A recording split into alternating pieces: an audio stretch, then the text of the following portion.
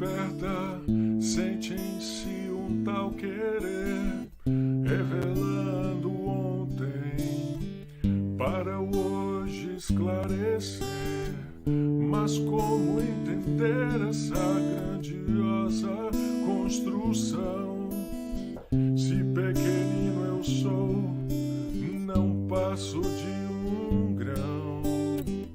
Comece pelo começo, a natureza não dá saltos. No princípio era o verbo, plena harmonia sobre o caos.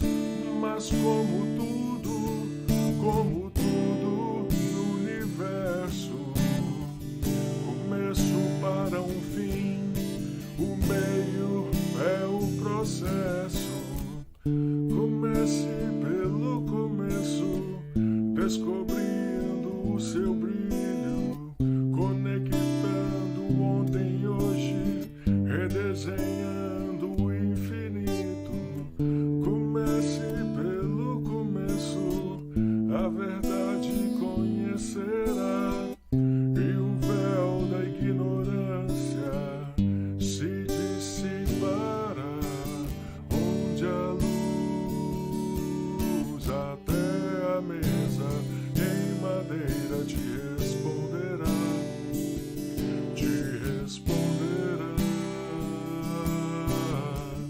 e as vozes do além não se calarão, seja em sonho ou profecia, mediunidade em doação, do princípio ao infinito, construção de grão em grão, até que a cruz se faça luz em cada coração. Mil perguntas com respostas em receita para o bem, do átomo ao arcanjo, pelas vozes do além. Comece pelo começo, a natureza não dá saltos. No princípio era o verbo, plena harmonia sobre o caos. Mas como tudo no universo, começo para um fim, o meio é o processo, onde a luz até a mesa em madeira te responderá,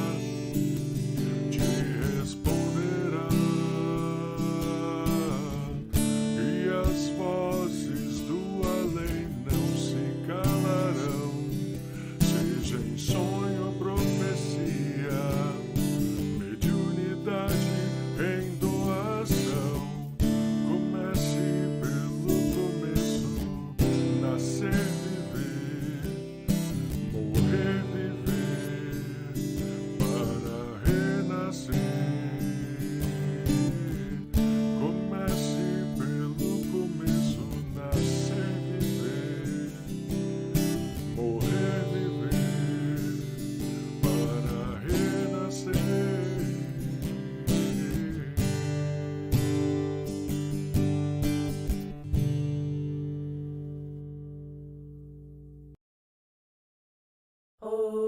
Oxu maré, lê, lê, lê, maré. Oxu maré, lê, lê. Oxu maré, lê, lê, lê, maré. Oxu maré. Nossa terra tem cruzeiro, tem canto e sabiá. Tem também testemunho dos negros que souberam em renúncia, com vigor, das algemas se libertar. Os filhos da África, por desígnios divinos, vieram a alma brasileira moldar, com mansidão, força e trabalho. Transformaram tortuosas linhas em redentora pedra angular. O colonizador dominou em hegemonia, fez comércio para muitas riquezas buscar. No vale das ganâncias se desequilibrou para os combates e a morte encontrar.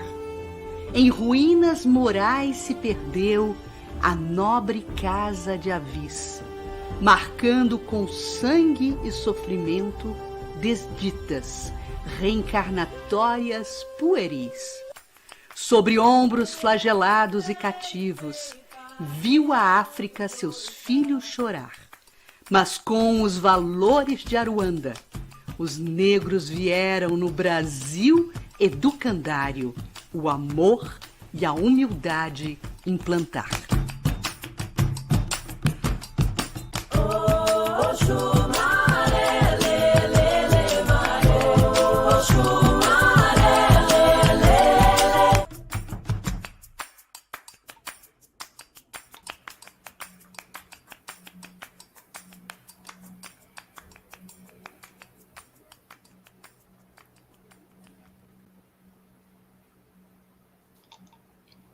Boa noite, amigos. Que alegria nos encontrarmos mais uma vez nesse projeto maravilhoso, Comece pelo Começo, e com essa obra que estamos estudando, Brasil, o coração do mundo, pátria do Evangelho.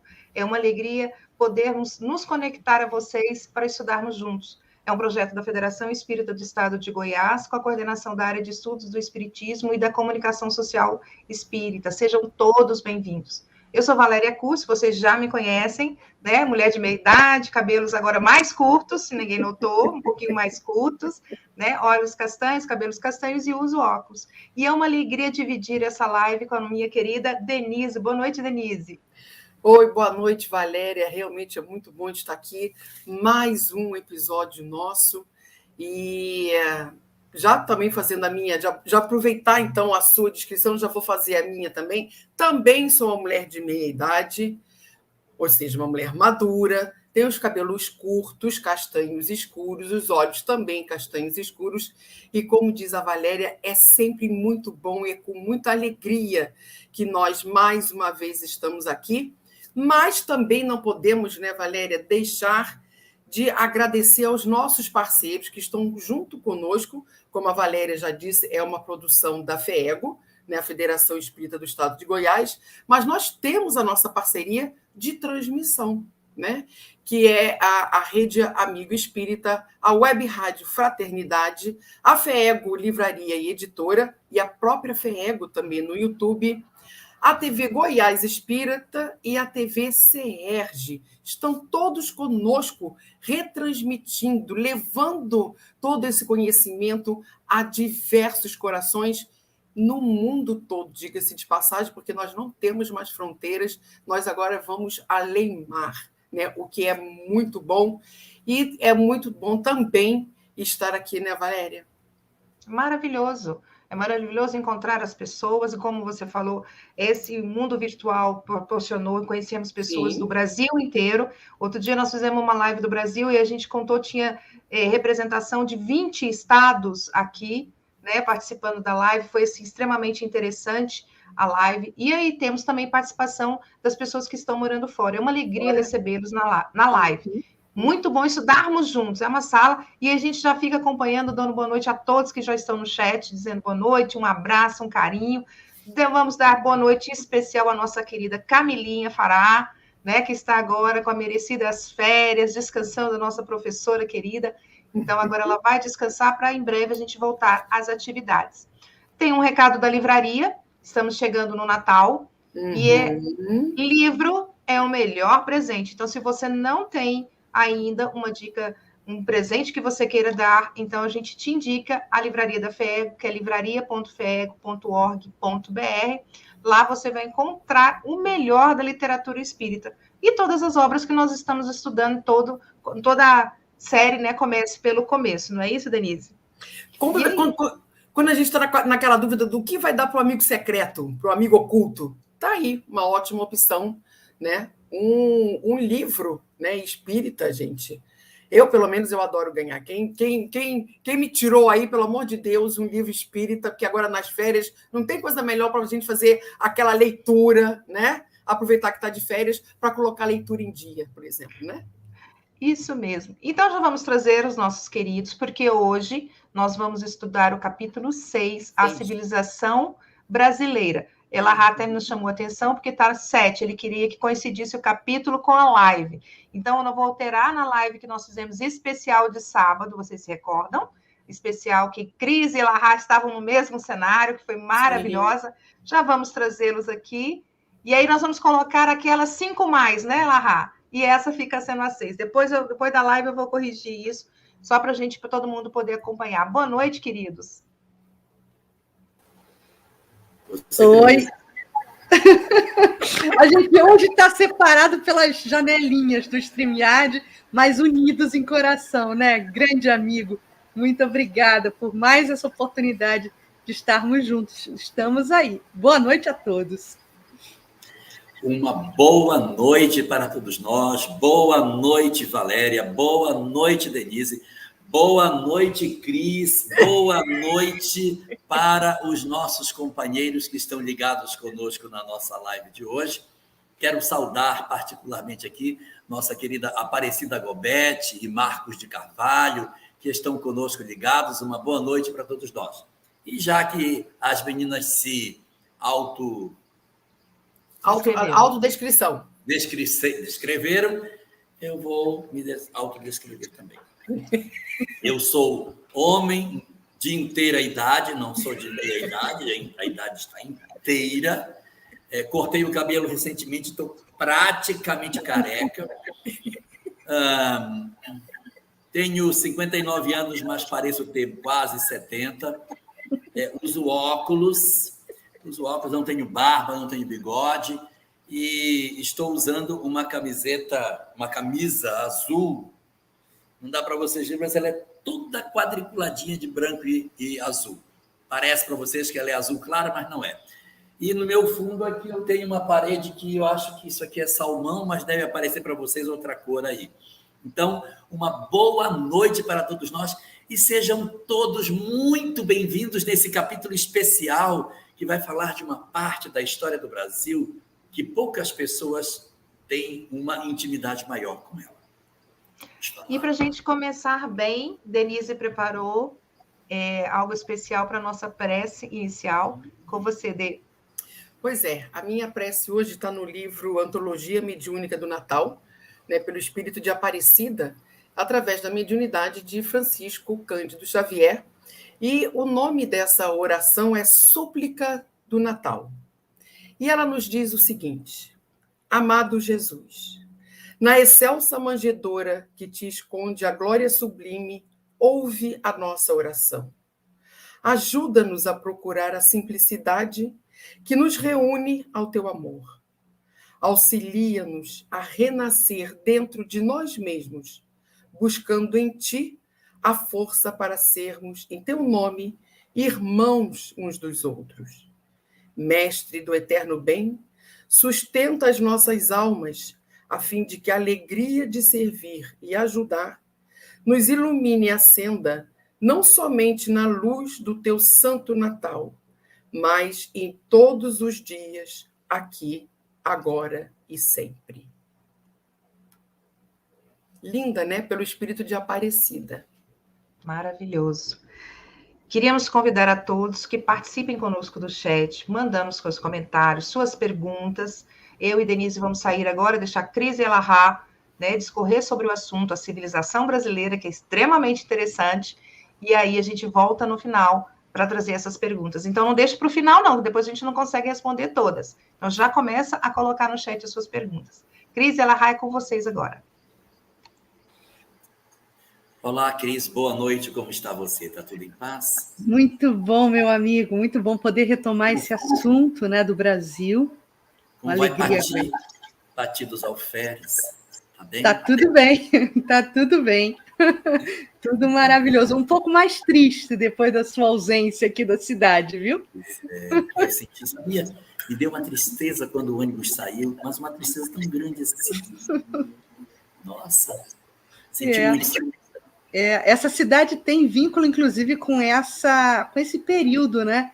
Não, um pouco mais para frente, com o período imperial, né? Mas quando a gente estiver lá na frente, falando do período imperial, a gente recupera um pouquinho a história aqui da cidade também.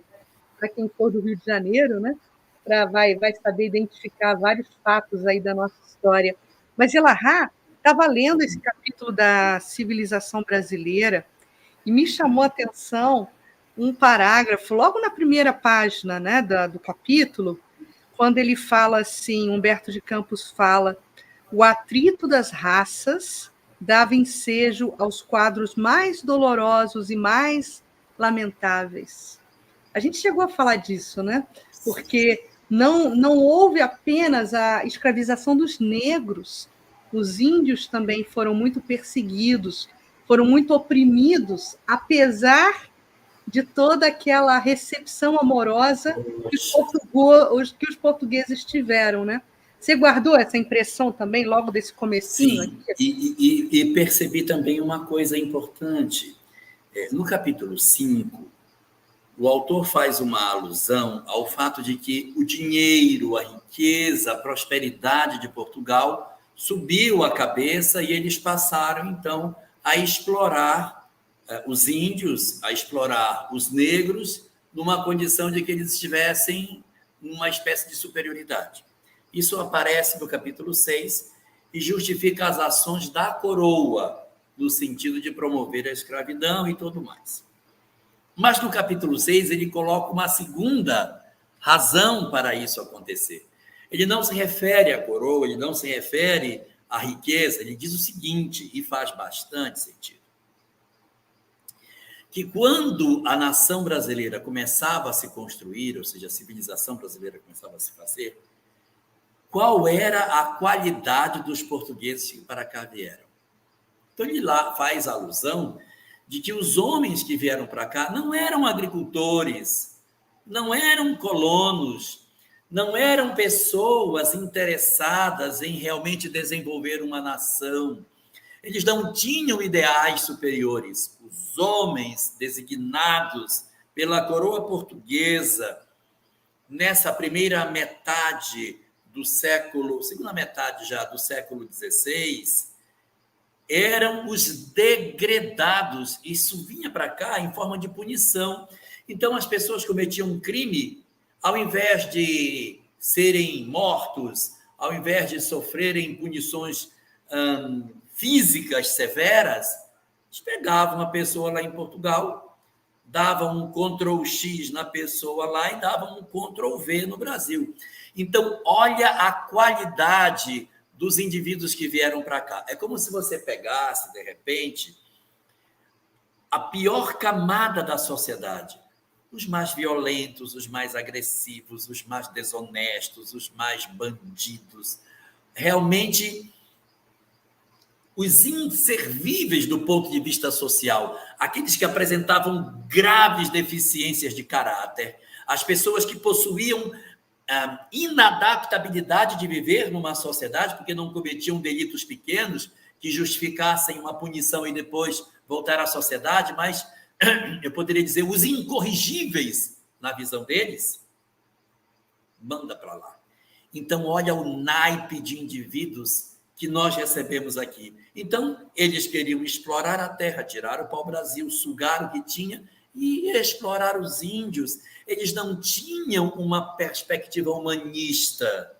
Eles não tinham um sonho de fazer aqui um local bonito. Aqui é o meu degredo e eu vou devolver em agressividade a agressividade que eu recebi. Então, isso, de certa maneira, desenha um pouco do perfil de violência que acabou se assentando sobre as terras brasileiras. Não que isso tenha sido assim desenhado, mas porque a coroa portuguesa não leu nessa oportunidade que lhes era oferecida a chance de construir um local de paz, mas mandou o que tinha de pior para construir o Brasil. E esse período, Elahá, foi um período muito inóspito, né? muito rústico. Era difícil viver aqui no Brasil. Inclusive, no começo, logo exatamente tocando nesse ponto que você abordou, Humberto de Campos fala Portugal ainda não se decidira a destacar os seus elementos mais valorosos para virem para cá, né? povoando a colônia, preferindo enviar-lhe criminosos e homens sem escrúpulos. É assim que Humberto de Campos qualifica esses elementos que vão povoar, nesse primeiro momento, a terra brasileira. Então faz muito sentido o processo exploratório que vai acontecer. Exatamente. E o que acontece é que nessa conjugação de situação belicosa mesmo, né, os índios eles acabam se retraindo para o interior, para os sertões, né, que muitos historiadores gostam de falar, os sertões.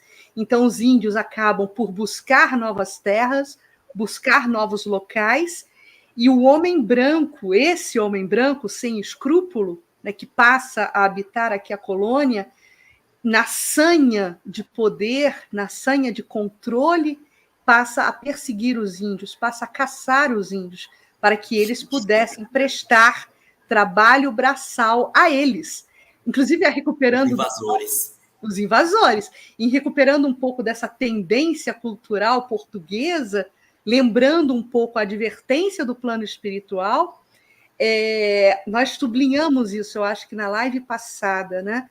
Portugal, que sempre foi reconhecido como um povo trabalhador, um povo dedicado, né? Que não media esforços para realizações, se embruteceu, se deixou vencer pela preguiça a partir do momento que começa a enriquecer com a navegação marítima. Então, o trabalho, foi você mesmo, Elahá, que citou isso, né? O trabalho passou a significar coisa menos nobre, né? E o nobre se deleitando no ócio, fazendo com que o outro trabalhasse. Mas essa era uma característica da Europa, muito comum. Os nobres não trabalhavam, os sacerdotes não trabalhavam, mas os plebeus eram encarregados de sustentar a todos. Então, uma das razões da Revolução Francesa lá na frente vai ser exatamente esse desequilíbrio social promovido pela exploração que as classes dominantes exerciam sobre os plebeus, né? Então, isso, de certa maneira, vai dar aso para a ocorrência da Revolução. Mas eu queria destacar uma coisa aqui, não tem nada a ver com o que a gente está falando, mas você citou e eu vou aproveitar e comentar. O Brasil, ele possui 6 línguas tupi. Eu não vou lembrar todas, mas é tupi-guarani, tupi-anhambê, tupi-ariqueme, tem 6 tupis. Cada lugar do Brasil tem um tupi diferente. Você vai em Minas, aqui é tupi, não sei o quê. Você vai no Nordeste, tupi e tal. Cada região do Brasil houve o aprimoramento de um tupi. Aí tem uma característica. No estado de Rondônia, no meu estado, os 6 tupi estão presentes. É o único local do território nacional em que todas as línguas tupi estão presentes. E o miscigenou. Miscigenou aí. Sabe por que aconteceu? Por isso que você falou. O homem europeu foi tangendo o índio e ele foi invadindo o território. Ele entrou no sertão, os homens foram atrás, eles foram se encastelando. Rondônia foi a última fronteira, foi o último lugar onde eles se refugiaram, foi o local que por último se desenvolveu. Então, quando aconteceu a chegada da chamada civilização em Rondônia, as 6 línguas estavam todas comprimidas aqui, escondidas em Rondônia, alterando condições de convivência muito forte, porque a questão de territorialidade deles é muito forte.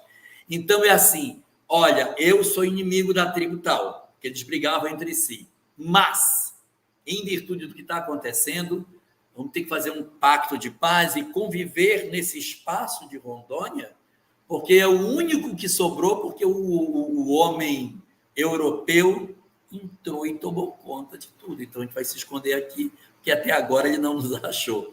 Então, eu acho interessante essa movimentação linguística que os estudiosos vão fazendo e vendo as línguas tupi se encaminharem para o noroeste do Brasil e se esconderem em Rondônia até o último ponto, quando de repente aconteceu aí esse modelo. Então, aqui a gente tem muitas tribos indígenas de diversas etnias distintas e de diversas línguas diferentes.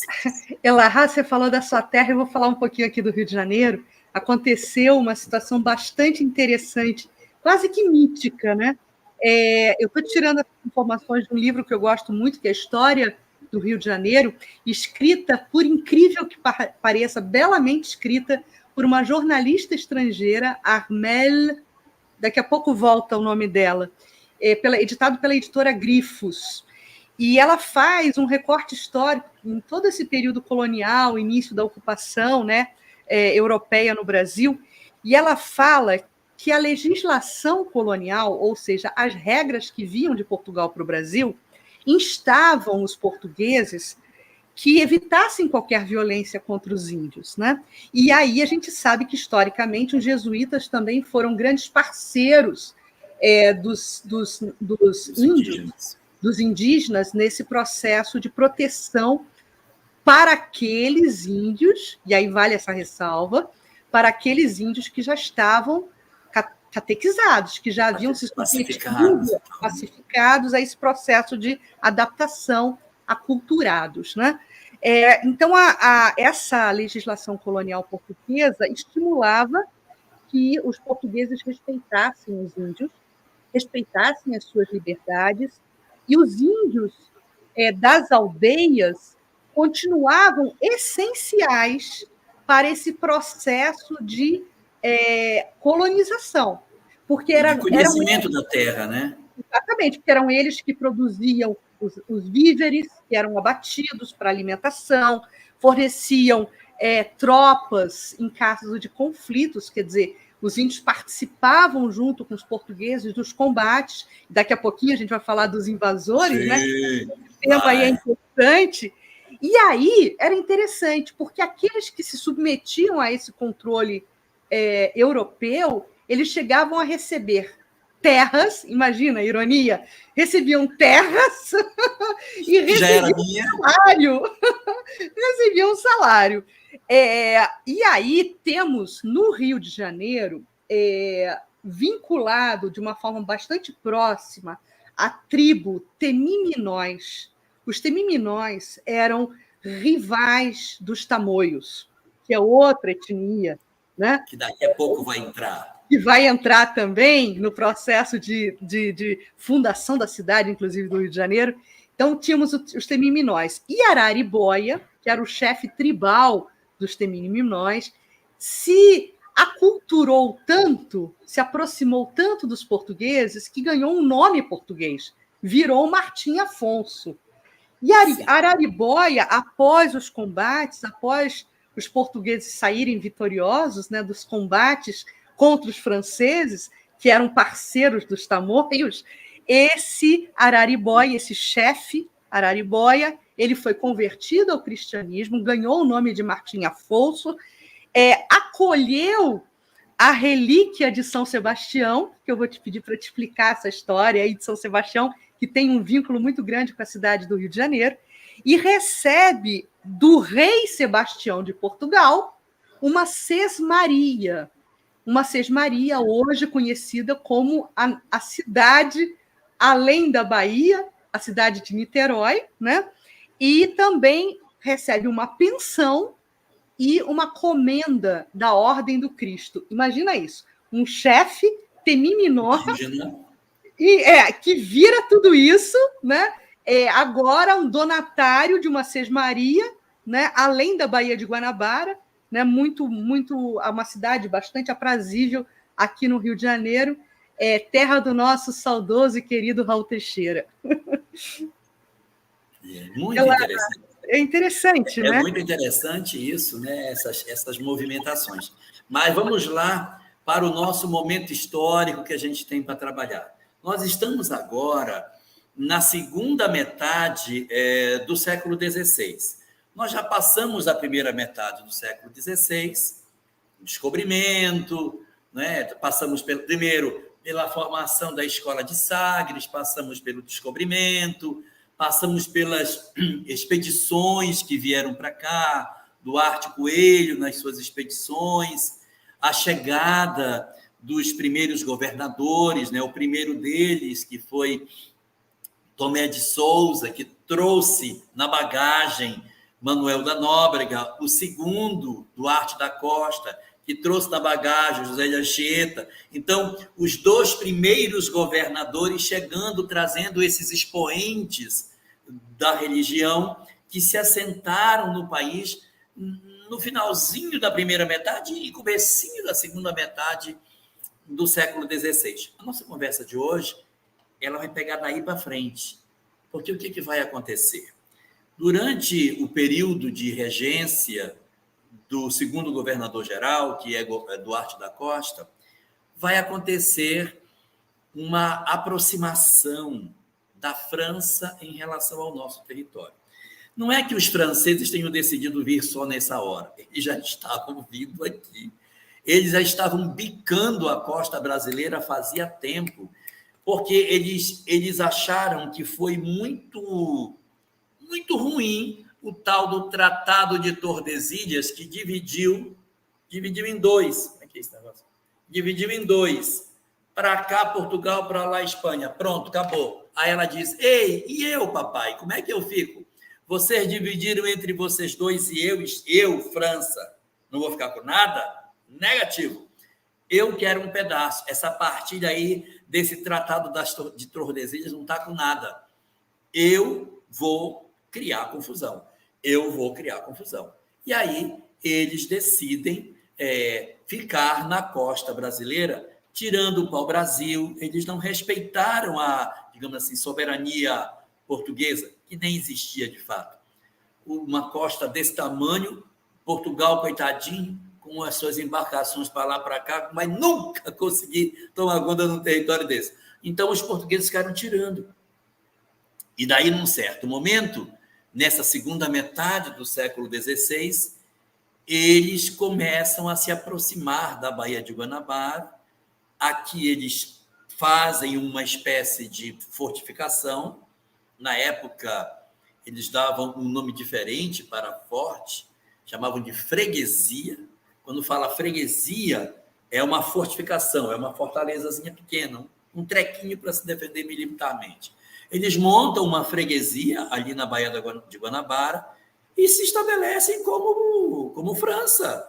Chegam a dar até nome, eles dizem que o nome dessa região é França Antártica. A França Antártica era essa região aqui, lá do Rio de Janeiro. E eles usam de uma estratégia muito interessante. Eles são muito benevolentes para com os índios, eles não são agressivos, eles conquistam os índios. Tem um personagem muito importante chamado Villegagnon, que era o chefe dos franceses. Ele é muito habilidoso, muito político, então ele consegue ganhar os tamoios para ele. Ele vive em harmonia com os índios. Não, vocês não vêm em harmonia, eu não quero o mal de vocês, eu vou perseguir vocês jamais, eu vou ajudar, vamos ter em parceria. Vocês me protegem, eu protejo vocês. Se as nações inimigas vierem, eu protejo vocês e vocês me protegem. Besta, o Villegagnon. E aí, eles estabelecem ali um espaço de razoável tranquilidade. E o pobrezinho do Duarte da Costa, o segundo governador-geral, está lá em Salvador e não tem fôlego para confrontar com a figura do Villegagnon. Se eu for para lá, eu vou perder. Você entrar numa batalha para perder, é melhor nem ir. É melhor você se preparar, melhor você se organizar, porque se você for, você vai perder. Então, ele acaba não indo. Passa todo o governo de Duarte da Costa e ele não entra em confrontação com os franceses que vão se estabelecendo. Não tenho nenhuma oposição, eu vou me enraizando ali. E aí é quando acontece a troca do governador-geral. Sai a figura de Duarte da Costa e entra o nosso terceiro governador-geral, Mem-de-Sá. Mem-de-Sá já veio preparado para o embate. Se você vai e você tem que tirar a França, vai ter que extrair os franceses do território brasileiro. O jeito que você vai dar é problema seu, mas você vai tirar esses caras de lá. Lá eles não vão ficar. Dê seu jeito, carregue sua cruz, mas tire os franceses do território brasileiro. E ele entra em confronto. E leva com ele um sobrinho chamado Estácio de Sá, que viraria faculdade, viraria escola de samba, viraria bairro, viraria tudo no Rio de Janeiro. Aí Estácio de Sá, sobrinho de Mendes Sá, comanda os trabalhos de confrontação com os franceses. E aí, Cris?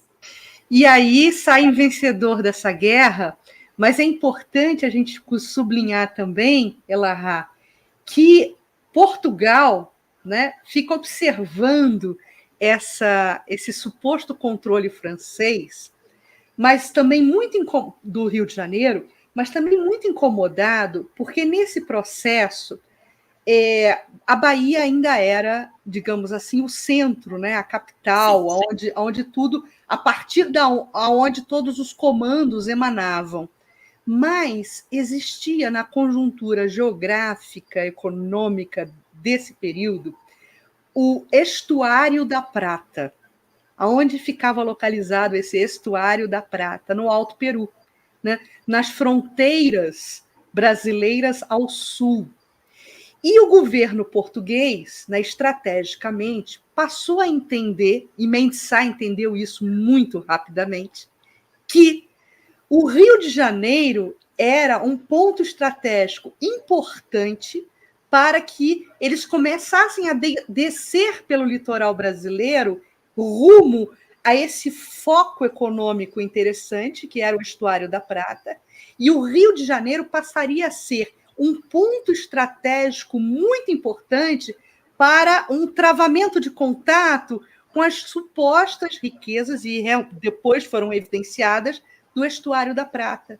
Então, estava todo mundo de olho, todos os europeus que por aqui transitavam, os franceses, os holandeses, os próprios espanhóis, que já haviam, né, recebido pelo Tratado de Tordesilhas a permissão exploratória daquela região do Estuário da Prata, eles começaram a se movimentar sedentos numa descida, numa caminhada para alcance dessa região, que era uma região muito rica em ouro, em prata, em recursos naturais.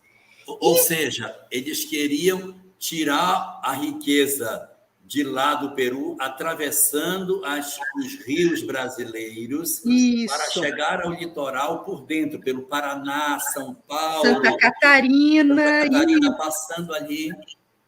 E, inclusive, um território muito valorizado nesse período era Sacramento, se eu não me engano, porque não se usa mais esse nome, mas me parecia ser, naquela época, nomeado de região do Sacramento. E essa região foi foco de muita atenção dos europeus. Os franceses já estavam ensaiando seu domínio aqui na Baía de Guanabara, até esse momento que surge no cenário, como você falou, Mendes Sá. E aí eles convocam todas as cidades coloniais portuguesas, à época, para se unirem, formarem um batalhão, formarem um grupo para enfrentamento dos franceses. E a batalha é travada na Baía de Guanabara, né, com os tamoios apoiando os franceses contra toda uma coletânea de esforços contra os franceses. Só um parêntese, Cris. Olha só o que acontece. Duarte da Costa, o segundo governador-geral, sabe que Villeganhon está implantado na Baía de Guanabara. Mas ele não consegue sair de Salvador porque ele sabe que ele vai perder a batalha. Então, ele tem que esperar uma estratégia. E aí, essa estratégia vem com o Mendes Sá, que diz, eu não vou sozinho, que eu não sou doido. Se eu for, eu vou perder. Então, se nós somos portugueses e queremos defender o território para Portugal, nós agora vamos ter que nos unir como força única, como se fôssemos um exército. Então, todas as cidades que compunham o nascente Estado brasileiro se reúnem sob o comando dele e descem como se fosse parece aquelas cidades-estado da Grécia que desce Esparta, Atenas, Corinto, para defender contra o inimigo persa comum. Então, eles não, nós podemos até ter nossas diferenças, mas agora nós vamos nos juntar e a gente vai ter que expulsar esses caras. Então, o êxito da expulsão veio dessa ideia. Gente, vamos juntar todo mundo e vamos descer todo mundo. E aí, o que eu acho assim, muito doloroso disso é os tamoios. Porque eles estavam ao lado dos portugueses, dos franceses. Eles haviam até constituído uma confederação, a Confederação dos Tamoios. Uma coisa linda. Olha o que os franceses fizeram. Eles foram inteligentes também do lado deles. Eles pegaram os índios e disseram: olha, os portugueses exploram vocês. Os portugueses, eles querem fazer vocês escravos. Eu não quero. Eu sou bonzinho, mas os portugueses são maus. E com essa conversa mole, ele foi juntando os índios dali daquela parte.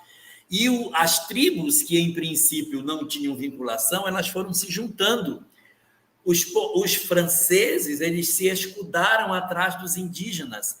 E a composição da Confederação dos Tamoios foi exatamente a tessitura de uma estrutura de defesa que os franceses fizeram, usando os indígenas como guerreiros, para lutar contra os portugueses. Então, assim, é um negócio meio louco, porque, assim, é um invasor usando os indígenas para combater um outro invasor. Né? Quer dizer, olha, ele quer te invadir e quer te machucar. Eu vou invadir, mas eu não vou te machucar, então você fica comigo. Daquela história, o inimigo do meu inimigo é meu amigo, eles, então, acabaram se juntando aos franceses e fizeram um exército até robusto. E Estácio de Sá não encontrou facilidade para vencer. As guerras foram muito renhidas, com muitas perdas, muitas mortes. Foi bastante difícil a retomada da Baía de Guanabara para a mão dos portugueses. E nesse processo, Elahá, de retomada, né, após Portugal vencer as batalhas, inclusive uma das mais famosas se tornou a Batalha das Canoas, né, porque eles guerreavam em canoas, arco, flecha, lança, era aquela coisa corpo a corpo, né? Isso me dói. Nossa. A Baía de Guanabara, infelizmente, se tingiu de vermelho, né? O sangue dos nossos irmãos, das mais diversas etnias, né? Infelizmente. E aí, nesse processo, Elahá, é interessante, e eu quero comentar um pouquinho aqui a origem da palavra carioca, né? Porque cari significa branco, ioca é habitação do branco, porque os portugueses, eles, ao vencerem a batalha, decidem fincar estacas, digamos assim, no Rio de Janeiro, fundando a cidade do Rio de Janeiro, né, em 1º de março de 1565, foi a fundação da cidade do Rio de Janeiro, deixando na Praia do Flamengo, ali na enseada do Pão de Açúcar, na Praia do Flamengo, uma edificação militar, uma cabana com alguns poucos soldados. E esse ponto, essa referência, passou a ser chamada pelos indígenas de carioca, onde o homem branco fez a Casa do Branco. A Casa do Homem Branco. A Casa do Homem Branco, daí porque o nome carioca. E as primeiras...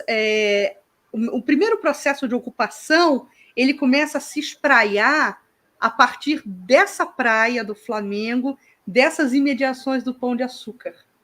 Exatamente ali onde a Baía de Guanabara é belíssima, né? É belíssima. A gente passa ali e não sabe das marcas de sangue, né? Exatamente. Que a nossa história dali possui. Exato. Pode falar, Elahá. Eu quero te ouvir. Eu sou sincero em dizer, eu sinto tanto assim quando eu imagino os índios sendo mortos pelos invasores que estavam se espalhando sobre seus territórios e usando para os seus combates. quantas e quantas vidas foram perdidas ali, franceses, portugueses, por esse desejo de ter, de possuir, de ter o domínio sobre as coisas, de ter as terras. Como nós somos tão pequenos na nossa busca do que é importante, que nós somos capazes de dar a nossa vida por um ideal que, às vezes, nem é nosso. Não é?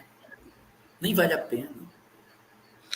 E por essa sanha também, né, Elahá, de poder, de riqueza, né, é que se iniciou, a gente vai tratar disso mais lá na frente, né, que se iniciaram os processos das bandeiras, das primeiras bandeiras, dos bandeirantes, porque nessa busca pela interiorização, pela busca de novos escravos nos sertões do Brasil, esses bandeirantes partiram, né, em missão para o interior, afastando-se um pouco mais do litoral, na busca por novos recursos e recursos humanos também, né? Infelizmente, para que eles fossem escravizados. Mas sobre esse capítulo, né, das batalhas sanguinolentas, né, da Baía de Guanabara, Ismael ele se debruça sobre esse fato. Não, antes que você conte essa parte do espiritual, quero só resumir assim, que sim, aí os franceses foram expulsos e disseram, não, mas a gente não vai desistir, vamos para outro canto. Aí eles foram e se instalaram no Maranhão. Eles fazem uma segunda tentativa de tomar o Brasil na região do Maranhão. Ali na região de São Luís, houve uma presença também francesa, por isso que é Luís. Aí eles ficam ali durante um tempo. E aí os portugueses expulsam os franceses de novo. Aí o que vai acontecer quando eles são expulsos de lá de São Luís? Eles já tinham criado uma outra França, a França equacional, do equinócio, equinocial. A França equinocial, ali do equinócio. Então, eles já tinham vindo da França Antártida, não deu, aí vieram para cá, tentaram, não deu. Aí, esses portugueses não nem trabalham para nós, mas não vamos desistir, não. Aí, sabe para onde eles foram? Guiana Francesa. Lá, ninguém expulsou, eles ficaram. Então, da onde surgiu a Guiana Francesa? Observem que ela é na sequência, ela faz fronteira com o Amapá, com a minha terra. A Guiana Francesa foi a terceira tentativa de implantação da França em território americano. Lá vingou, porque os portugueses não criaram confusão, eles estão até hoje, continua sendo colônia francesa até os dias atuais. Os franceses, né, Elahá, foram muito insistentes, eles queriam ocupar alguma coisa no Brasil. Inclusive, lendo esse capítulo, eu me lembrei de uma insistência francesa após esse episódio da invasão da Bahia, a ocupação da ilha de Villagagnon, enfim, depois deu todo esse ensejo das batalhas de Mendissá.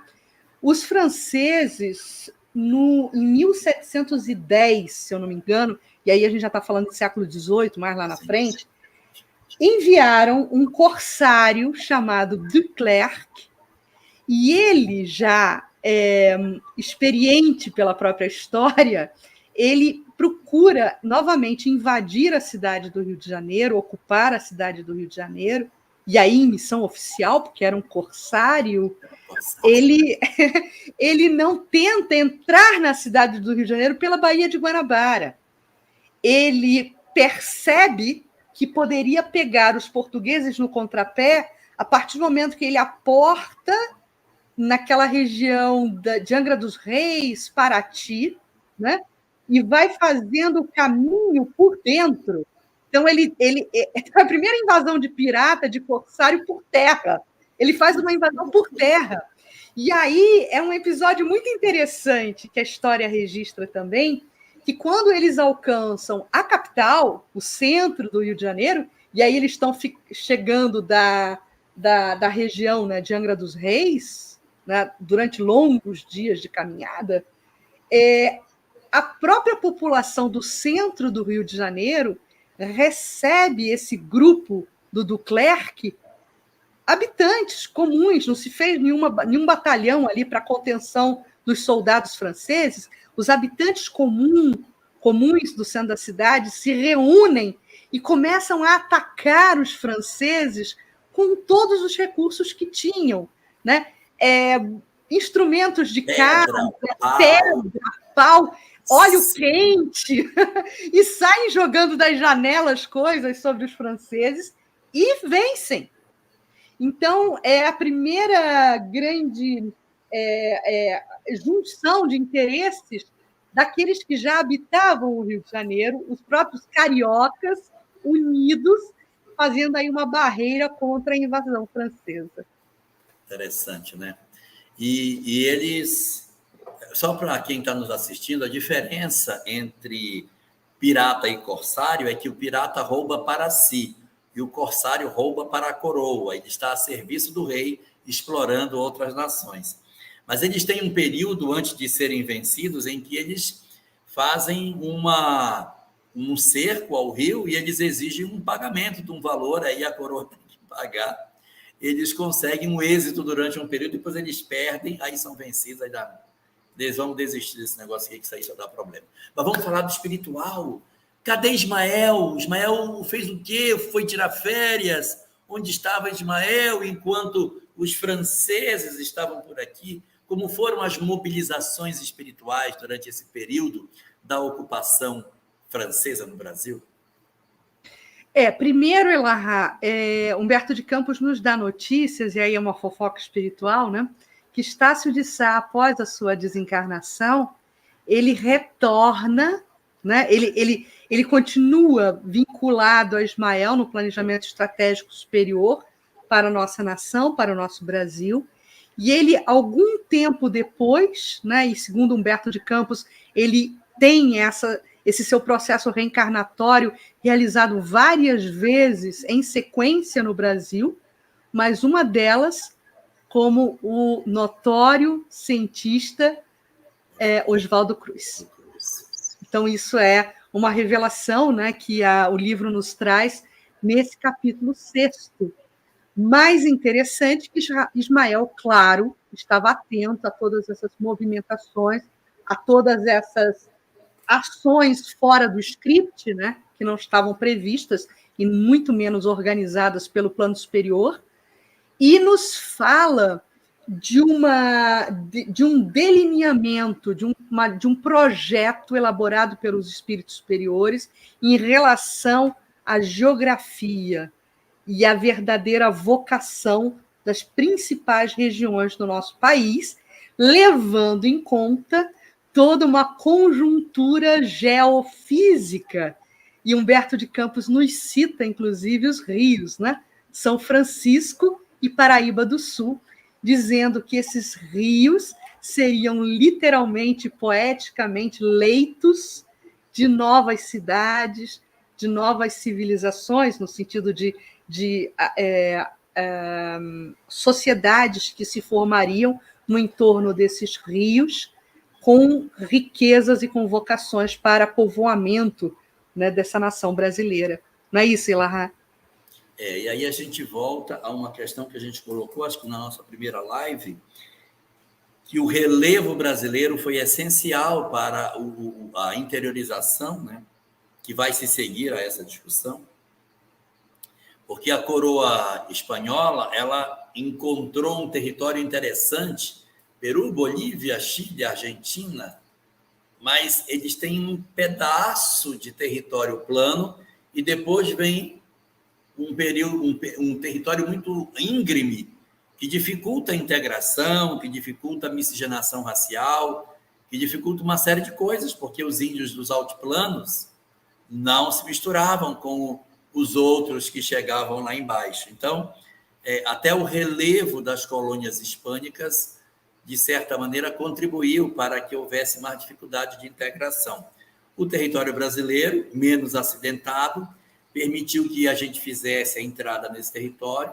Tudo bem, houve equívocos, exploração, escravização do índio, uma ação muito predatória das riquezas brasileiras, mas o que eu quero aqui destacar é que essa horizontalidade do nosso território facilitou a miscigenação das culturas, dos povos, e fazendo com que, de maneira muito mais rápida, a gente assentasse novos núcleos urbanos dentro do território brasileiro para dentro do interior. Vamos resgatar aqui algumas palavras de Humberto de Campos. Ele fala assim: junto do Golfo Enorme, né, que seria e que é a cidade do Rio de Janeiro, a Baía de Guanabara, onde os contornos da paisagem assumem os cambiantes mais delicados e graciosos caprichos da natureza, traça ele, Ismael, as linhas de uma urbe maravilhosa. Então, a gente tem o Rio de Janeiro exercendo um papel protagonista nesse planejamento estratégico, que será a sede do pensamento brasileiro, né?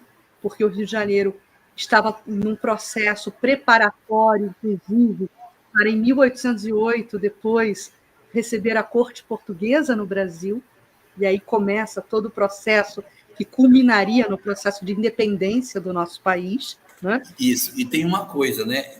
A motivação para a implantação de um núcleo específico no Rio de Janeiro é duplo. É garantir o acesso às riquezas que escoariam por essa região e impedir a implantação dos inimigos no local, que era interessante do ponto de vista econômico. Então, Sim. Eu tenho que sentar praça nesse lugar, porque ele é economicamente interessante e tem outros interessados. Então, preciso me fortalecer aqui para evitar que os inimigos tomem. E aí Ismael fala, né, que ele aproveita também os núcleos orientadores de Piratininga, São Paulo, né? E aí o Paraíba do Sul vai ter uma função importantíssima, porque é justamente o rio que vai provocar o desenvolvimento econômico entre Rio de Janeiro e São Paulo. E depois ele cita a São Francisco. As águas do Paraíba do Sul e as de todo o percurso do São Francisco ainda constituem roteiro singular, onde se descobrem os característicos mais fortes do povo fraternal da Terra do Cruzeiro. Então, São Francisco também envolvendo, né, essa questão mais da interiorização para o Brasil. É verdade, isso aí é muito interessante. Nós estamos já praticamente no nosso momento de retorno para ver aí as nossas questões dos nossos companheiros que estão conosco aí assistindo, das dúvidas, das questões que possam ter sobre isso. E, nesse sentido, a gente já pode até voltar, né? Para a gente poder conversar. Cadê Valéria? Já voltamos. Já estamos aqui. Já estamos aqui. O pessoal é rápido, né? Na hora que você falou, mencionou, a gente já estava aqui. Para começar, Cris, você fez a menção, e aqui no capítulo fala, sobre São Sebastião. Você poderia... Padroeiro da cidade do Rio de Janeiro, né? E existe toda uma lenda, né? Porque cada batalha traz uma lenda. E a lenda é que muitos teriam visto, né, a imagem de São Sebastião durante os confrontos na Baía de Guanabara, né? Exercendo ali não um patrocínio espiritual, porque a espiritualidade nunca vai patrocinar batalhas, mas significando ali proteção para os combatentes. E interessante é que São Sebastião ele era soldado, não era? Ele é cristão e ele é sacrificado exatamente em função de ser cristão. É amarrado no... Tem aquela cena, né? Não vou conseguir fazer que meu braço não faz mais. Mas quem tem braço faz assim, e faz com o outro braço também, ele fica preso e o pessoal tem aquelas flechadas nele, porque ele havia se declarado cristão numa época de muita perseguição. Inclusive, tem a imagem dele na entrada do Rio de Janeiro, acho que no final da Dutra, não é isso, Cris? Sim, e tem uma imagem exatamente dessa cena, né, do flagelo de São Sebastião, que virou santo, né, do combatente Sebastião, que incomodou o Império Romano, né, e que foi condenado à morte. Nesse momento do seu flagelo, ele é preso, amarrado e flechado, né? E essa imagem ela é reconstituída e colocada numa praça próximo, inclusive, ali da Praia do Flamengo, no comecinho do aterro do Flamengo, em uma localidade conhecida como Glória. Então, a gente vai ver ali uma estátua muito bonita de São Sebastião, flechado, né, nesse momento do seu martírio. E é importante a gente entender que, por mais que não fosse o planejamento, por mais que aí o livre-arbítrio, né, de todos nós, de seguir os caminhos, nunca houve a ausência do comando, né, de Ismael, o olhar atento sobre todos nós. E Humberto de Campos traz isso muito, muito claramente, quando ele fala o sentimento de Ismael em relação a todo esse período que estava ali de conflito. Mas você imagina, Valéria, você ser um espírito da envergadura de Ismael e desenhar assim: aqui nós vamos fazer um local onde a gente vai poder retomar a possibilidade de um cristianismo, e você assistir à escravidão dos indígenas, a comercialização dos africanos, a violência nos combates, o sangue derramado. Nossa, como isso deve doer no espírito, porque você constrói todas as condições para que aquilo aconteça, você favorece com que tudo se dê. É igual assim, você tem um filho torto. Quem tem um filho obediente não sabe o que é isso, mas quem tem um filho torto, assim, meu filho, não faça isso, não vá por esse caminho, não entre por aí. Ai, entrou. Aí ele faz e acaba respingando em você. Que você é pai, você é marido, você é esposa, o seu ente querido age de maneira equivocada e você acaba sofrendo as consequências. É como, por exemplo, no caso de Lívia, há 2000 anos. Fazia tudo certinho. O marido errava e chapiscava, e caía em cima dela. Então, assim, ela tem um filho sequestrado. Ela deveria ter um karma. Não, é por causa do outro. Eu venho resgatar o outro e quando o outro tropeça, sobra para mim. Né? Sobra para mim, que por amor venho sabendo que se o outro tropeçar, parte daquilo que ele faz vai respingar em mim. Então, eu fico imaginando Ismael fazendo as suas programações e tendo que assistir o desvio da história, tomando caminhos que ele não gostaria que tomasse, sabendo que a lei de causa e efeito vai inscrever todos os que estão ali para que prestem conta de seus atos ao longo do tempo, mas ver o seu planejamento ser desmontado e ter a humildade de reconhecer: fiz, mas eles não quiseram o que eu fiz. Eu desenhei, mas eles não andaram por onde eu pensei. É por isso que nesse capítulo a gente vê que Ismael chora. Né? Nesse capítulo ele tem uma parte que ele diz que Ismael chora quando vê essa batalha. Agora, Elahá, é engraçado que nesse capítulo, como nesse livro, a gente lê e a gente vai imaginando. Tem certas cenas que a gente chega até a visualizar. E essa morte de Estácio de Sá nessa batalha me lembrou muito do filme A Missão. Né? Então, dadas as devidas proporções, eu imaginei justamente Estácio de Sá vindo à frente, né, para defender aqueles índios, como a gente vê no filme A Missão. Sim. Só lembrando que A Missão foi um filme que está disponível no YouTube, né? Eu assisti pelo YouTube. Está disponível no YouTube, que o Elahá... Assisti pelo YouTube. Está indicando, já teve algumas pessoas que... Então, quem não assistiu ainda, até para entender algumas coisas, é importante, historicamente, né, para tudo que a gente está falando aqui, desse contexto. Então, é esse filme que está disponível, chama A Missão. Está disponível no YouTube. Não é Rambo 2 A Missão, é A Missão de 1980. Não, porque achar a Missão Impossível, não é. É com Robert De Niro. A Missão. Que filme espetacular. Que música, que paisagem, que história, tudo, né? Eu não sei se vocês sabem, quem assistiu, não tem o Robert De Niro, não tem o outro padre bonzinho que toca flauta e tal. Ele é o cara do Batman, o Alfred do Batman. Ele é o Alfred. Cris, tem uma pergunta aqui. A Luciana perguntou como surgiu o nome de Rio de Janeiro. Ela não lembra.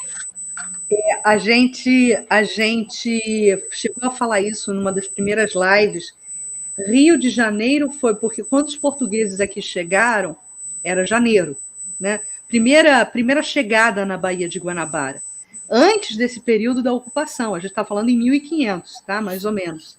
Quer dizer, 1500 não precisamente, mas alguns anos depois. Eu teria que pesquisar para ver precisamente em que ano foi isso. Na cidade, ela vai ser fundada em 1565, tá? Mas os portugueses aqui chegam, entram pela Baía de Guanabara, e a primeira impressão é que a Bahia era uma ria, né? Existe essa palavra em Portugal, e inclusive eu me lembro muito bem da cidade de Aveiro, que é uma cidade próxima ao mar, né? Mas que ela é reconhecida como uma cidade balneário, mas ela não tem propriamente dita o oceano, ela é banhada por uma ria, né, que é um braço de mar, digamos assim, eu estou tentando traduzir. E aí, alguns estudiosos defendem a ideia que os portugueses teriam dado esse nome, Ria de Janeiro, e que depois acabou virando Rio de Janeiro, né? Porque os portugueses, por serem muito sagazes e por terem muitas habilidades náuticas, eles não teriam confundido um rio com uma baía. Então, eles não entram numa baía e acham que é um rio. Mas eu acredito que houve aí uma adaptação da palavra de ria para Rio, né? Rio de Janeiro, porque foi em janeiro que eles aqui chegaram, os portugueses, o primeiro grupo, né, dos portugueses. E a Rosângela perguntou se o São Sebastião é o de Portugal. Não. São Sebastião, quer explicar, Elahá? O São Sebastião, ele foi um mártir cristão, ele é francês, mas ele, naquela época eram muito comuns as peregrinações, né, de cristãos na Europa. E ele vai para Roma, e lá ele é perseguido e depois se torna um mártir do cristianismo, e tem essa cena aí da morte dele, né, sendo amarrado num tronco, e aí ele se vitima por conta das flechadas, né? Então, São Sebastião, ele é um cidadão francês, mas era cidadão de Milão, na Itália, quando ele passa a intensificar, né, a sua participação no cristianismo primeiro. Sebastião. Sebastião.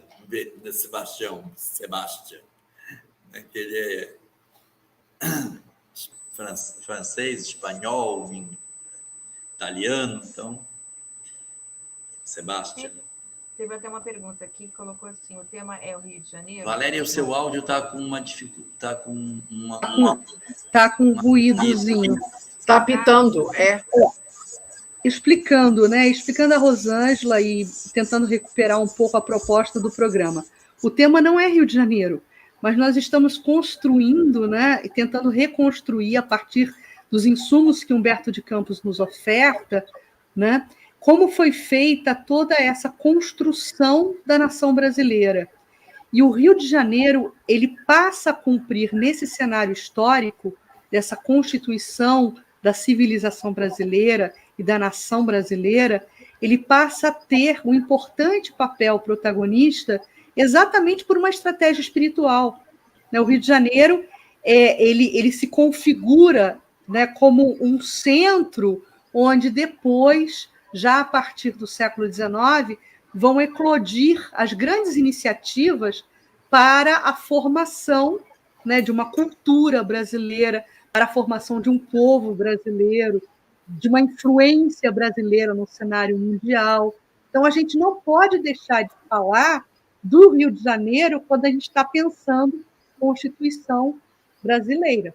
O Rio de Janeiro tem um importante papel nesse sentido. E a gente vai perceber a partir daí como foi que o Rio de Janeiro, enquanto região, se inseriu na história do Brasil. Por que estava em Salvador e, de repente, se deslocou para o Rio de Janeiro a preocupação? pela possibilidade de escoamento de produção, pela possibilidade de riqueza que escoaria por ali, pela a prata de Potosí, que descia por essa região, né? Há uma região na Bolívia muito rica de prata, que é Potosí, e pelo Rio da Prata você acessava, então eles vinham, e para não ter que ir lá pela Patagônia para fazer uma descida pelo oceano para chegar na Europa, eles vinham por dentro, cruzando pelos rios até sair ali na Bahia e seguir direto para a Europa. Então, era um encurtamento de rota que eles faziam a partir dessa condição. Eu acho bonito, Elahá e meninas, né, que quando a gente se debruça sobre essa obra e quando a gente tenta empreender, né, esses nossos esforços aqui de 15 em 15 dias estarmos levantando esses aspectos da obra, em suma, eu entendo que o nosso objetivo final seja falar e mostrar o paralelismo, né, e como há sincronicidade entre todos os esforços do plano espiritual com o que é reconhecido pela história humana. Então, assim, nós sabemos os fatos históricos e o que a gente está tentando fazer aqui é uma leitura dos bastidores desses fatos históricos, querendo mostrar, em suma, que existe o tempo todo um patrocínio espiritual, uma proteção espiritual, um cuidado, um acolhimento espiritual em relação ao nosso país, em relação aos brasileiros. Mas vocês estão falando só do Brasil? Sim, porque a gente está analisando a obra Brasil, Coração do Mundo, Pátria do Evangelho. Mas cada nação, cada cantinho do nosso planeta tem os seus gestores espirituais. Por acaso, Humberto de Campos, não foi por acaso, mas nesse caso, Humberto de Campos, sob a psicografia de Chico Xavier, né, nos entregou esse presente, Brasil, Coração do Mundo, Pátria do Evangelho. E é sobre essa obra que estamos nos debruçando. Então, a gente quer só relembrar um pouquinho qual é a finalidade desse nosso momento aqui.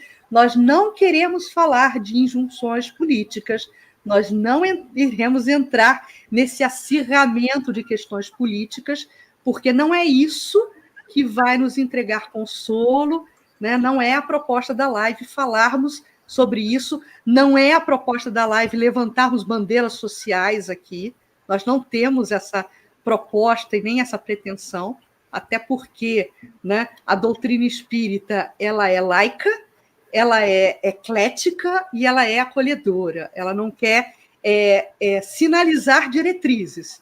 Ela sempre quer sublinhar o livre-arbítrio de cada um e a capacidade que temos de fazermos escolhas. O que a gente está querendo ofertar é esse bastidor espiritual.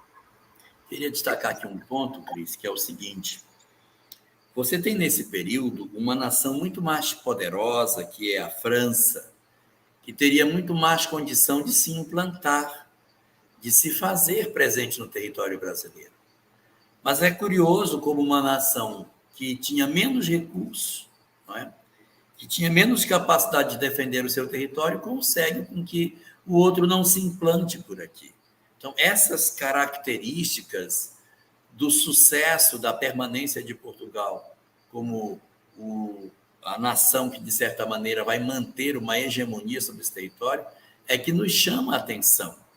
Porque o lógico seria que ou que esse país se fragmentasse, ou que outras nações tomassem parte nesse grande cenário, montando um mosaico. Você vê nas colônias hispânicas o que aconteceu? Ela se fragmentou todinho em vários estados distintos. Você tem ali vários países que surgiram pela fragmentação. O Brasil não experimentou esse processo. E nações com muito mais poder bélico, com muito mais estrutura organizacional, e que poderia, a própria Inglaterra poderia, se quisesse, ter tomado esse espaço, mas não ela querer, de maneira objetiva, que ela teria tirado Portugal do cenário. Então, permitir com que uma nação mais frágil continuasse no comando desse território, você compara as caravelas portuguesas com os galeões franceses, nem compara a quantidade de canhão que tinha no galeão francês. derrubava uma caravela em 2 tempos. E eles não fizeram isso. Não houve esse... Porque se eu fosse da colônia francesa, eu tinha dito, não, nós vamos tomar esse negócio. Tem interesse ou não tem? Tem. Vamos botar pressão. Manda os 2 galeões para lá, vamos botar pressão para cima e a gente vai tirar essa terra, vamos ficar com elas. Mas não acontece. Ocorre algo que aí a gente vê bem a questão espiritual, dessa mobilização que eles são expulsos e aí fazem uma segunda investida, não dá certo, vamos sair daqui. Aí vai para lá, para a região onde está o Maranhão. Também não conseguem êxito. Aí se retira para a região do norte, ali na Guiana Francesa. Essas movimentações tão interessantes do ponto de vista de cedência para o domínio português é que causa surpresa quando você tinha, por exemplo, não é nesse período, é um pouco mais à frente, no século XIX, em que a África é toda retalhada pelas nações europeias. Um pega o Sudão, pega o Egito, outro pega Marrocos, pega a Mauritânia, fulano vai pegando a Namíbia, cada nação vai pegando um pedaço da África e vai costurando um mosaico de poder. Por que no Brasil isso não aconteceu? O que impediu que eles também tivessem feito a mesma coisa? Não, nós vamos invadir, sim. A terra é grande demais. E nós vamos fazer. Não acontece. É bem surpreendente isso. Isso acho que isso é um fato assim, bastante destacável, até porque a França também entrou na América do Norte, né? A França esteve, durante um período, tentando dominar algumas regiões ali. Louisiana, nos Estados Unidos, era uma região onde os franceses tentaram se implantar e depois eles saíram. Os ingleses conseguiram retirar os franceses de lá. Mas eles tinham esse interesse de estender os tentáculos na América, mas eles tiveram dificuldade de fazer isso. E os espanhóis se contentaram com o lado de lá do Pacífico e não vieram para o lado de cá. Assim, é bem surpreendente essa aceitação tácita de uma nação menor tomando conta de um território tão grande, sem tantos embates do ponto de vista do domínio desse território. Melhorou meu áudio? Não, continua baixo e com um apito. Denise, tem uma pergunta aqui que está Isso, tem a pergunta do Charles, né? O Charles faz o seguinte questionamento. Poderia abordar um pouco sobre os personagens espíritas no final do século XIX e qual a importância deles no início do movimento? Dizem que surgiu pela maçonaria. Poderia tirar essa dúvida? Nós estamos bem longe do século XIX, nós estamos no século XVI ainda. Mas existe uma presença bastante forte da maçonaria no século XIX. Né?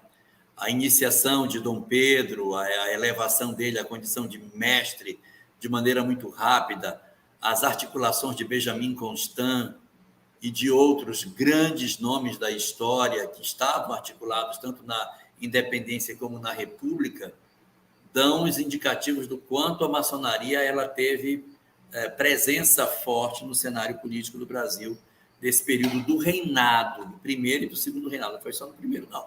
Primeiro, segundo reinado e também na república. Os nossos presidentes, eles também eram vinculados à maçonaria. Os primeiros presidentes nossos estavam vinculados também. Mas, com relação ao movimento espírita, a gente tem pouca informação de que o movimento espírita tenha vinculações estreitas com a maçonaria.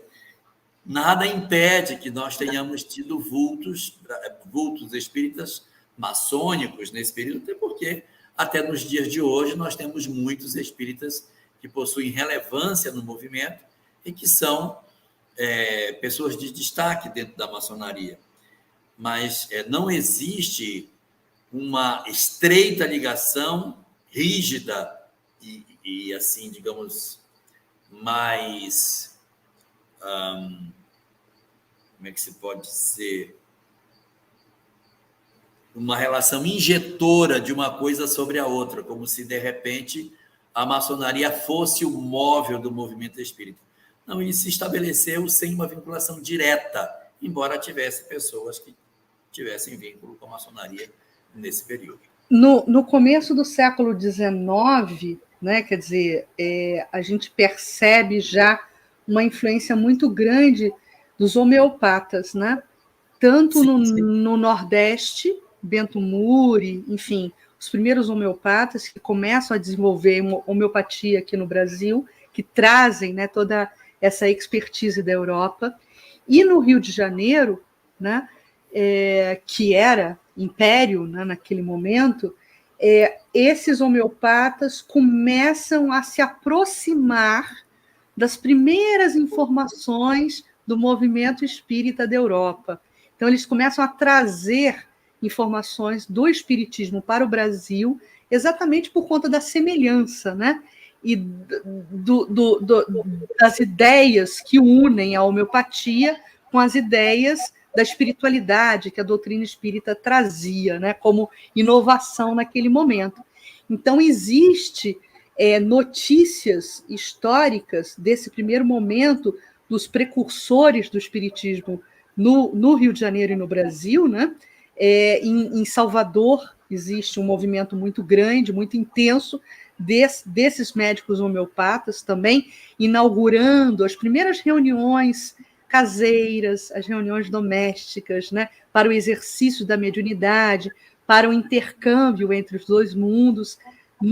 Na Bahia, especificamente, que foi um foco inicial muito grande, e no Rio de Janeiro, por conta de ser, né, capital do Império e centro, né, do Império, e também local de exercício profissional desses médicos homeopatas.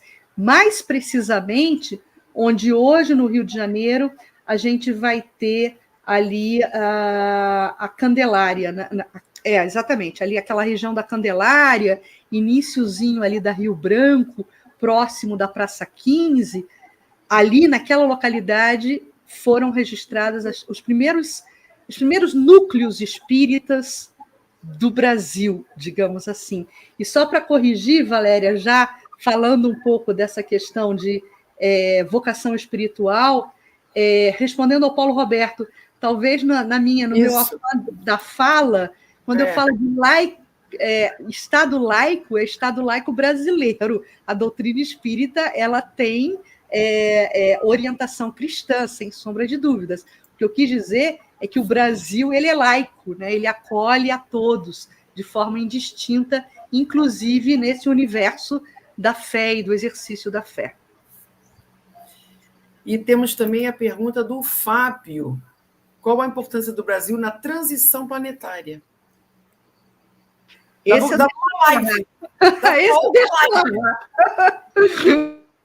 Olha, a gente está no século XVI. A transição planetária é bem mais à frente, mas a importância do Brasil na transição planetária junto com outros também, não só o Brasil, a formação da mão de obra que vai transformar o país, o mundo. Então, aqui no Brasil, nós temos um grande centro de formação de mão de obra. O movimento espírita é um espaço imenso de formação de indivíduos voltados para o coletivo, uma visão mais fraterna, a ideia da gente dividir. Então, essa é a mentalidade do mundo de regeneração. Então, quando você tem o movimento espírita que trabalha esse tipo de percepção de que a gente tem que partilhar a fraternidade, quando você tem outros movimentos no Brasil não espírita, como a forma como a Igreja Católica se manifesta, com a sua preocupação sempre voltada para o social, quando você tem as expressões das diversas doutrinas do espiritualismo moderno, falando sobre a importância do homem ser bom para uma sociedade melhor, nós estamos formando pessoas. Isso não é comum em outros países. A gente tem até núcleos de formação nesse sentido, mas o materialismo ele tem avançado de maneira muito intensa sobre a nossa sociedade. Nós estamos tendo crises muito profundas, éticas, no mundo como um todo, em função do utilitarismo gerado pelo ateísmo. Nem vou usar a palavra materialismo para não confundir com materialismo histórico. vou preferir usar a palavra ateísmo, que é a negação do espiritual de Deus. Então, essa releitura de que o mundo não tem um criador, de que tudo está por conta da nossa própria vontade, do nosso livre-arbítrio, que empurra o homem para a depressão, para a ansiedade, para a promiscuidade, para o desrespeito ao sagrado, para uma sociedade que desconstrói valores ético-morais. Isso tudo é muito decorrente da carência da espiritualização do homem, que é muito comum em diversas culturas, até no Brasil nós encontramos também ondas nesse sentido. Mas o Brasil, no contraponto, é uma nação profundamente voltada para a busca da espiritualidade. Aí, quando você pergunta qual o papel do Brasil no processo da transição planetária, a formação da mão de obra que vai reencarnar novamente, espalhada sobre o mundo, para realizar o grande trabalho de transformação que o nosso mundo vai experimentar progressivamente e não numa tacada só. Eu peço desculpas pelo meu som, né, para mim não está aparecendo. Está muito baixinho assim? Tá bem baixinho. Mesmo? Escreve, Valéria. Ai, Tira esse fone. Tira o fone de ouvido, é isso que eu ia falar. Tira o fone. mas aí fica ruim. Arranca do computador. Eu vou trocar. Denise, conduz as palavras finais. Bom, infelizmente, não queria dar essa notícia, não, mas nós temos que encerrar, né? Porque nós já estamos com o nosso horário já meio que extrapolado, mas nós, como já acho que já foi até informado, nós agora faremos uma pausa, né, na nossa live do Brasil. Nós retornaremos em janeiro, por isso vocês têm que ficar atento com a divulgação, né, que a FEGO vai fazer quando do nosso retorno. Então, agora, nesse período de Natal, Réveillon, de festas, nós vamos fazer essa parada. E em janeiro, então, nós retornamos, mas com toda certeza nós vamos fazer a divulgação antes, justamente para que vocês fiquem atentos à data certa do nosso retorno, né? E aí, agora, então, Jorge e Cris, as palavras finais de vocês para todos esse episódio de hoje, todo esse episódio. E agora nós vamos dar essa pausa e vamos tirar essas férias, né? Eu vou usar meu tempinho de palavras finais para responder ao Cristiano aqui, dizendo que a gente vai falar sobre isso em cenas dos próximos capítulos. Em 2022 estaremos juntos tratando ainda das temáticas acerca do livro. E a cruz não é a cruz templária, é a cruz da Ordem do Cristo, né? Que tem um desenho semelhante, mas não significa templários, não. Significa Ordem do Cristo, que é outra simbologia muito importante, né, para essa vocação espiritual do Brasil. Amigos, excelente ano para todos, que possamos vencer as nossas dificuldades e, acima de tudo, entendermos e acreditarmos que Jesus está no leme. Nós não estamos desamparados e que o ano que vem vai se apresentar recheado de novas oportunidades. Até o ano que vem, amigos. E Feliz Natal para todos.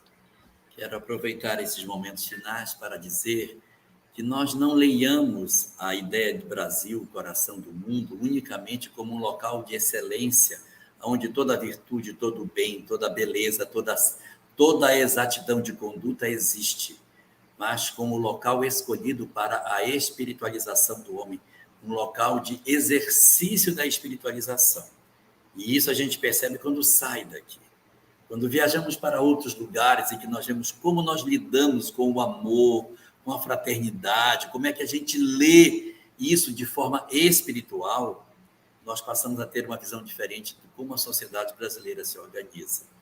Então, dentro desse aspecto, que a gente analise o Brasil como sendo o Brasil, o coração do mundo, o centro de formação da mão de obra necessária para a transformação do mundo.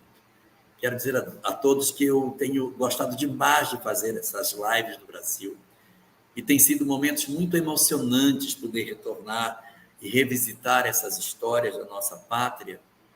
E quero agradecer às meninas e à Cris a oportunidade que me deram de estar juntos com todos nesse período e o tanto de bem que isso tem me feito. Então, espero com ansiedade o nosso retorno no comecinho do ano que vem, para que os nossos corações se reaqueçam novamente e a gente sinta pulsar novamente um coração para o mundo.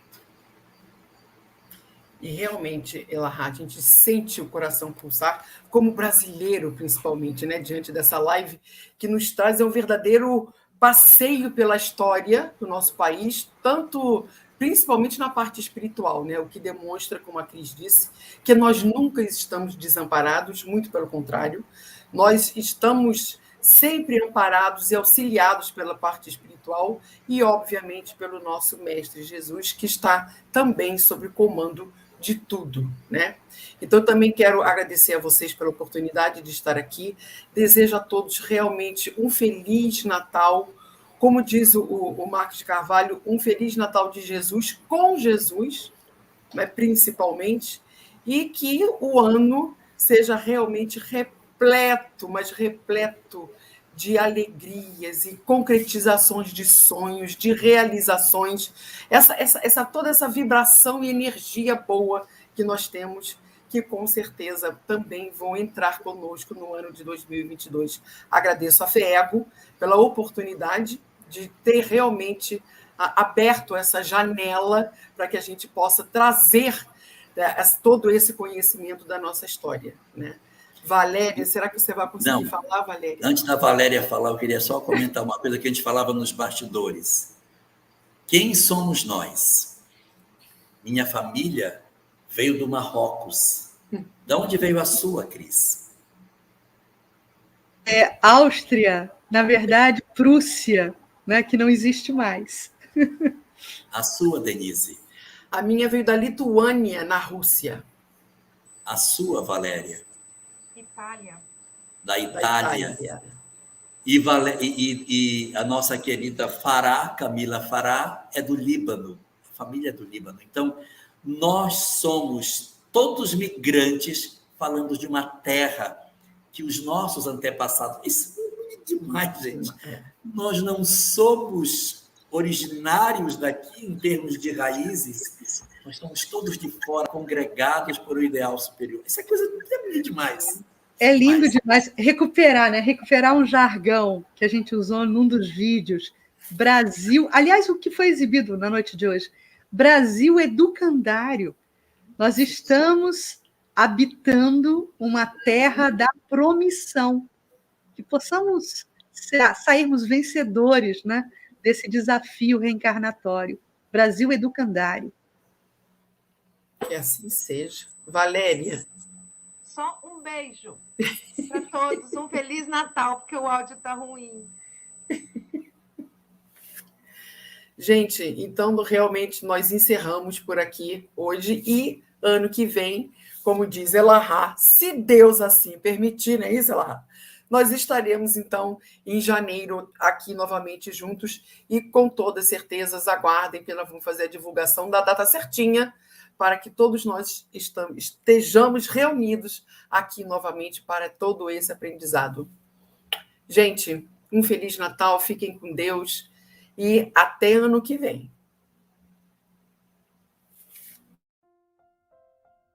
Comece pelo começo. Pai do céu, dá-nos a sabedoria para buscarmos luz todo dia. Inspira-nos a buscar reluzir pelo simples e delicado gesto de servir. Ah, Jesus, sabemos que todo prêmio tem seu preço e por isso cá estamos, começando pelo começo. Tu és nosso guia, modelo e irmão redentor. Ajuda-nos, semeando-nos teu infinito amor. Aos que estiverem à beira do abismo, ajuda-nos a consolá-los, levando o Evangelho segundo o Espiritismo. Aos perdidos nas teias do materialismo destruidor, permita-nos apresentar a Gênese sob as luzes do Consolador. A cada um que enxerga a vida sob uma ótica restrita, conduze-nos a todos na subida à tribuna do Codificador, a revista espírita.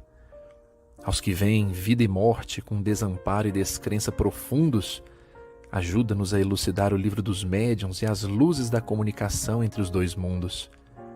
Se as dúvidas sobre uma vida futura causam sofrimento eterno, ensina-nos a trazer consolo e esperança pelas letras de o céu e o inferno. E enfim, Pai, se conhecendo a verdade, somente ela nos libertará de cada redoma das trevas interiores, das imperfeições e ambientes constritos, que possamos semear vida, trazer luz, reavivar a liberdade por meio do livro dos Espíritos. Quando tantos enxergam apenas o mal e sua suposta força destruidora, lembremos de Jesus que falava dos escândalos ainda necessários. Os que ainda cometem estão ignorantes e contra a força do amor são reacionários, mas são chegados os tempos de oferecer-lhes o Evangelho, a doutrina consoladora. Pai nosso que estais nos céus, santificado seja vosso nome. É o hino que vibra e toca em nossa alma, demonstrando sua imensa bondade. Pois que teu reino está vindo sobre nós e sempre sendo feita a vossa vontade, o pão nosso, o trabalho de cada dia, que ajude a saciar nossa fome. Ainda somos pequeninos, por isso, perdoa as nossas ofensas. O Evangelho redivivo tem nos ensinado a perdoar quem nos tem ofendido. E mesmo ante comentários de rudeza e horas duras e tensas, não nos deixes cair nas tentações típicas de um filho pródigo ainda perdido. Mas livra-nos de todo o mal, educando-nos para vencermos o orgulho e o egoísmo, colocando sempre à frente Jesus e trabalhando incansavelmente pelo Espiritismo. Pai de infinita bondade, agradecemos por nos ter dado a tua paz, não aquela do mundo, mas aquela de quem trabalha, de quem faz. Que nos jardins celestiais, onde os bons espíritos seguem a laborar, possamos nós estarmos um dia por nossas próprias mãos dedicar. Hoje aprendemos que fora da caridade não há salvação, e que fé raciocinada é aquela que encara a razão. Conduza-nos por estes estudos sagrados e inspiradores, a fim de encontrarmos alívio para todas as nossas dores. Aprendemos que pela oração podemos pedir, agradecer e te louvar. Depois então de tantos pedidos, Pai amado, de fato estamos todos juntos neste intuito de te honrar e agradecemos pelo exemplo de luz do bom samaritano dedicado. Faze-nos ir para além da página escrita. Começar por si só já é experimentar o novo, já é ir além. Mas se a letra é morta e o espírito que vivifica, então sejamos mais que estudiosos, sejamos o verdadeiro homem de bem. Enfim, queremos agradecer a ti, querido amigo Jesus. Obrigado por nos unir neste grupo que oferece uma mão que conduz. Que entendamos com a real humildade que começar pelo começo não é outra coisa senão entender o básico que tanto se almeja e que amar ao próximo sempre será o meio de causar em Deus apreço. Que assim o façamos hoje e sempre e que assim seja.